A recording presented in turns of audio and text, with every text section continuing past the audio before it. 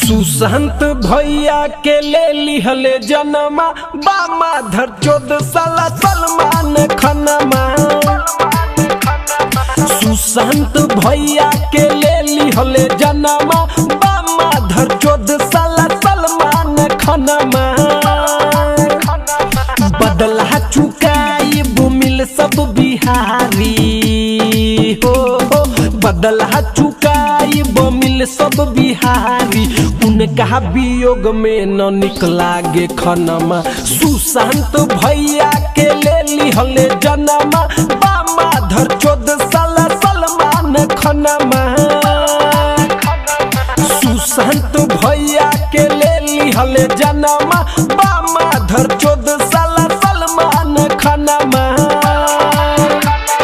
बदला चुकाई बुमिल सब बिहारी हो, बदला चुकाई बुमिल सब बिहारी। उनका वियोग में न निकला गे खनमा। सुशांत भैया के ले लिहले जनमा बामा धर 14 साला सलमान खनमा।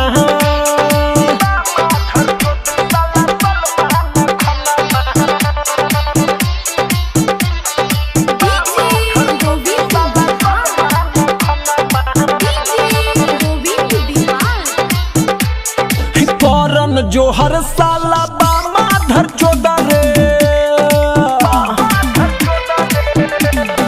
करन जो हर साला बामा धर 14 रे। फोन करके धमकी देत रहे रोजा रे। सीबीआई ही अब जांच हो जाई। आलिया भट्ट के समझ में आई, गाड़ी में घुस जाई तोर गुमनमा। सुशांत भैया के ले लिहले जनमा बामा धर 14 साला सलमान खनमा। सुशांत भैया के ले लिहले जनमा बामा धर 14 साला सलमान खनमा।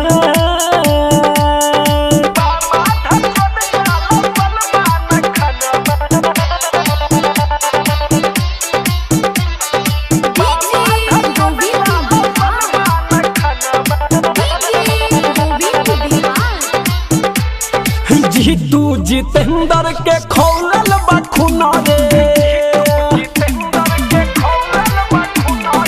जीतू जितेंद्र के खौलल बा खून रे। बदला चुकाइब तबे मिली सुकून रे।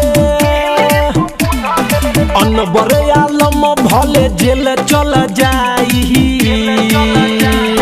अनवर आलम चाहे जेल चल जाई। सच्चाई पर लिखी के गनमा। सुशांत भैया के ले लिहले जनमा बामा धर 14 साला सलमान खनमा। सुशांत